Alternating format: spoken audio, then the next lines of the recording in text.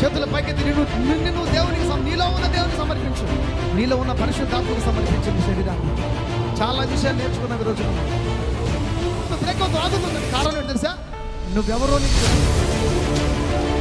నీకు తెలియాలా. You are a anointed person, you are not normal person.